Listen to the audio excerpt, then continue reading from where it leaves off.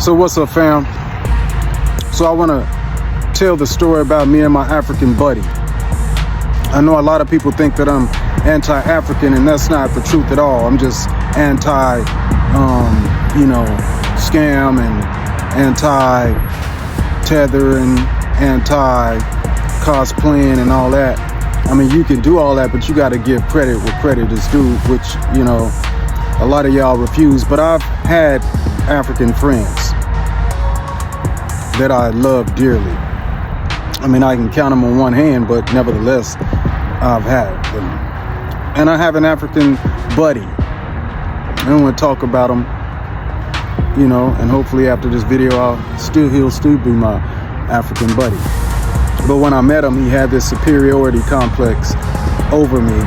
But I had many years experience with dealing with Africans. Okay, I would be considered a so-called Black American. I say so-called because apparently I'm not black at all, but that's a different video. You can go watch my video about that. But yeah, he had this complex where we set up events, right? And he naturally wanted to proceed as though he was like my superior manager or something. He was just another worker, but he wanted to proceed to give me directives and all this. And naturally, we so-called Black Americans can be difficult. Yeah, I was a little difficult, but let me proceed to the story because the time is short. So, but nevertheless, we got that straight, through the natural course of our journey through getting to know one another and just working, period. He learned that he wasn't superior over me, and it wasn't no ego thing. He just learned, I wasn't what he thought. I was actually a step ahead of him. So we did this one event, right? And it happened to be a wedding. It was a white wedding, meaning all white people. Okay. So, at these type of weddings, they like to have fun, where the bride's groom and bridesmaids and all them, they like to come out in pairs and have fun and, do different skits and so forth, just have fun with it. And, it's cool to see sometimes. Now, there was one particular team that wanted to come out, this, bridegroom and bridesmaid. They wanted to drive out in one of those little battery powered cars, that them children be riding in. And so I guess when it was time for them to, be about to come out, because they was about to call their names, so they was about to come, have to roll out there in their car.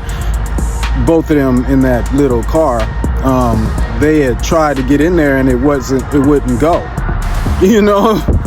and then they was like, damn, we got a problem because it was not working. They start kind of panicking, because their skit wasn't working and they were about to be called out there, in front of everybody.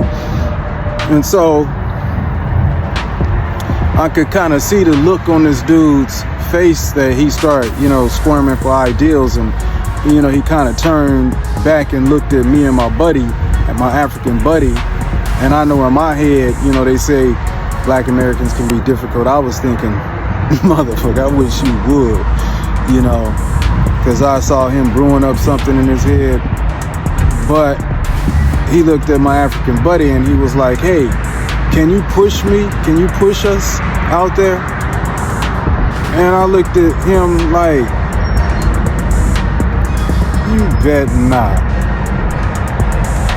But sure enough, they got in that car. It would not go,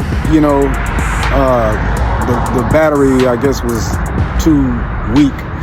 But he pushed them out there in front of everybody. I'll let your imagination, take over how bad that looked. But you know what? When I saw him, I didn't jump on him. I didn't, start, clowning them, you know. Y'all get sensitive to that. I did give him a look like, that's the difference between me and you, right?